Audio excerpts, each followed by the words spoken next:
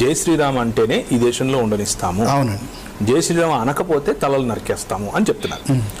ప్రతి 25 నుంచి 30 సంవత్సరాలకు ఇలాంటి స్లోగన్ ఒకటి తెస్తారు. మీరు చూడండి, కరెక్ట్గా ఇప్పటి నుంచి ఒక 20 ఏళ్లకు వెనక్కి వెళ్తే మీరు రెహమాన్ గారి మీద, మ్యూజిక్ డైరెక్టర్ రెహమాన్ గారి మీద ఒక పెద్ద దాడే జరిగింది అప్పట్లో. ఎందుకు?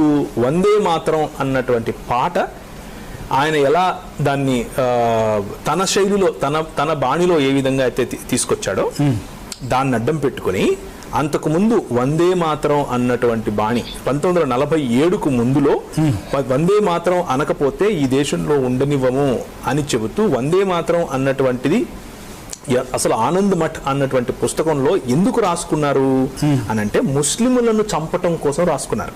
ఓకే, ఇది చరిత్ర, ఇది ఎవరు దీన్ని తీసేయలేరు. ఆనంద్ మఠ్ అనేది వీళ్ళకు మనం బైబిల్ ఎలా చదువుతామో అలా ఆర్ఎస్ఎస్ వాళ్ళు ఆనంద్ మఠ్ అనే పుస్తకాన్ని చదువుతారు. దాన్ని ఏమంటారు, ఒక చిన్న గేమ్ లాగా కూడా ఆడుకుంటూ ఉంటారు. ఏ విధంగా వెళ్ళి ముస్లింల దగ్గర నుంచి ఒక హిందువుని రక్షించాలి, ఏ విధంగా వెళ్ళి ఒక ముల్లాను పట్టుకుని వాడిని గొంతుకోయాలి, ఇలాంటివి గేమ్స్ గా ఆడిస్తారు వీళ్ళు. కొత్తగా ఈయన వెళ్ళొచ్చాడుగా శాఖకు అడిగితే చెప్తాడు ఈయన కూడా. సో బేసిక్ గా వందే మాతరం అన్న మాట వెనక ఉన్నటువంటి, ఆ స్లోగన్ వెనక ఉన్నటువంటి అసలు కథ ఏంటి అని అంటే ముస్లిములను చంపాలి, ముస్లిముల నుంచి భారతదేశాన్ని విడిపించాలి, అదే స్వాతంత్రం. ముస్లింలు ఒక్కరేనా? అది తర్వాత ఎప్పుడు ఆనంద్ మఠ్ సమయంలో ముస్లింలు మాత్రమే.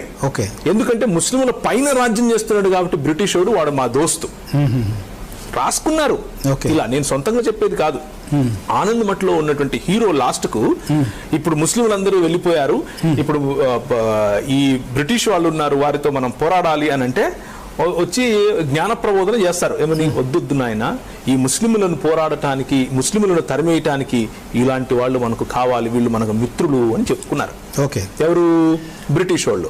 సో వందే మాతరం అనే స్లోగన్ వెనక అంత స్టోరీ ఉంది. ఇప్పుడు వీళ్ళు రాముని తీసుకొస్తున్నారు.